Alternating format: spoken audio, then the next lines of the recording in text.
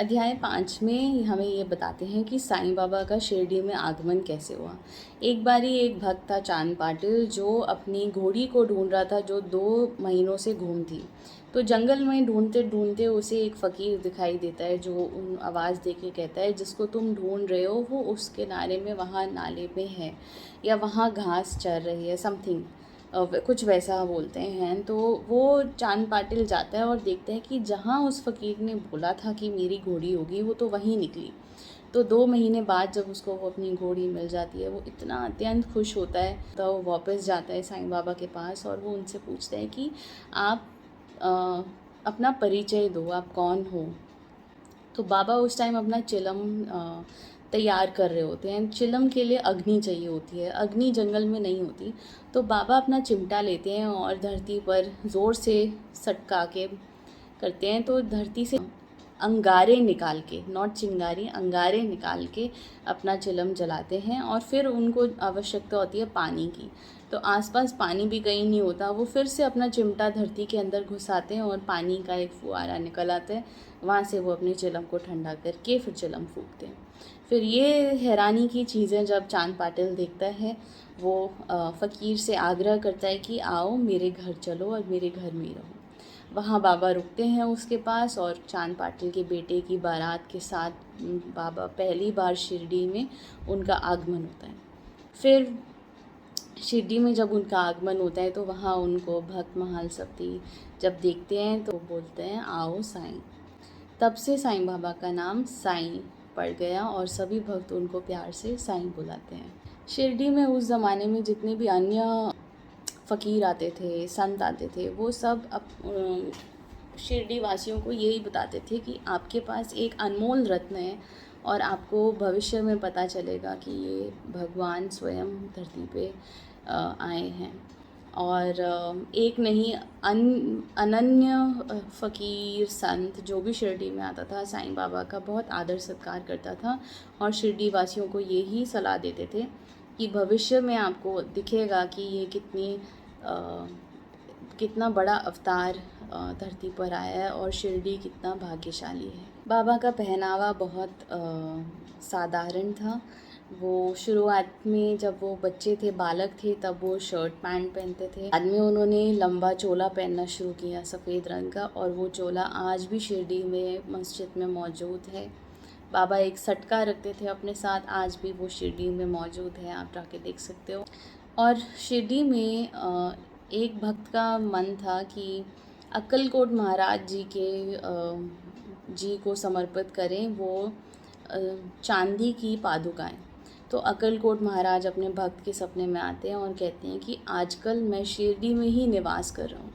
तो ये जो भक्त होता है ये शिरडी आता है और साईं बाबा को अपने जो चांदी की पादुकाएं होती हैं वो समर्पित करता है। साईं बाबा उसको स्पर्श करके आशीर्वाद देते हैं, कहते हैं कि ये भगवान के चरण हैं और इनका अगर आप आदर करोगे तो बहुत अच्छा होगा। पादुकाएं होती हैं, इसे नीम वृक्ष के नीचे रखा जाता है और उस पर लिखा है कि बाबा के प्यार से जो एक नीम वृक्ष के कड़वे पत्ते भी मीठे हो जाते हैं।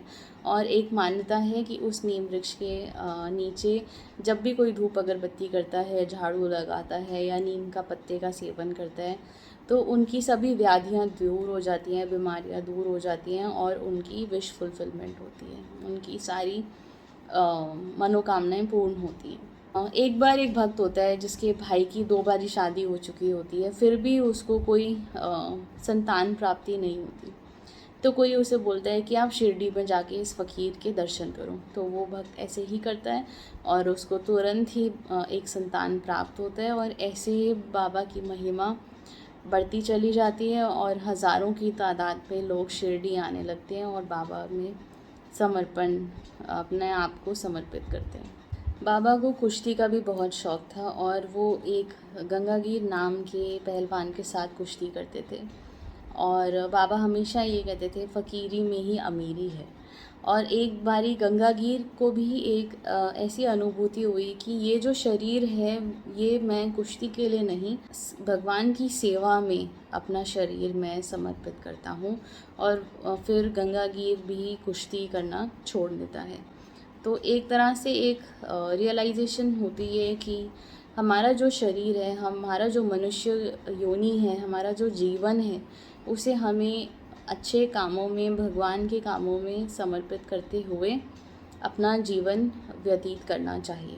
एक बारी साईं बाबा अपने दुकानदारों के पास जाते हैं भिक्षा मांगने कि मुझे तेल दे दो। तो सारे जो दुकानदार होते हैं वो उनको मना कर देते हैं कि तेल ख़त्म हो गया, नहीं है। तो बाबा खाली हाथ आ जाते हैं वापस मस्जिद में। मस्जिद में जो दिए होते हैं उनमें वो सूखी बत्ती रख देते हैं। फिर वो एक टिन से पानी पीते हैं और उस पानी को पी के फिर वापस निकाल के उसको टिन में डाल देते हैं। पहले अपने शरीर के अंदर लेते हैं, फिर अपने शरीर से बाहर निकाल के उसको टिन में वापस डाल देते हैं। उसी पानी को वो दिए में डालते हैं और सारी बत्तियों को जलाते हैं। और वो सारी रात वो जगमग जगमग दिए जलते हैं। और सारे दुकानदारों को पश्चाताप होता है कि हमने भिक्षा नहीं दी और हमने मजाक उड़ा दिया या बाबा को भगा दिया, ऐसे बोल के, झूठ बोल के, लालच एक तरह से या चालाकी से हमने एक संत को हमने भिक्षा नहीं दी।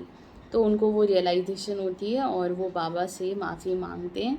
और बाबा क्योंकि भगवान स्वरूप होते हैं, वो किसी के प्रति कोई बैर नहीं रखते। भी दुकानदारों को ये सीख मिलती है कि आपको हमेशा एक सत्य का व्यवहार रखना चाहिए, सच बोलना चाहिए, चालाकी नहीं करनी चाहिए। इस लीला का बहुत बड़ा महत्व ये है। एक बारी एक पाखंडी गुरु जौहर अली होता है जो कहता है कि साईं बाबा तो मेरा शिष्य है और मैं इनका गुरु हूँ।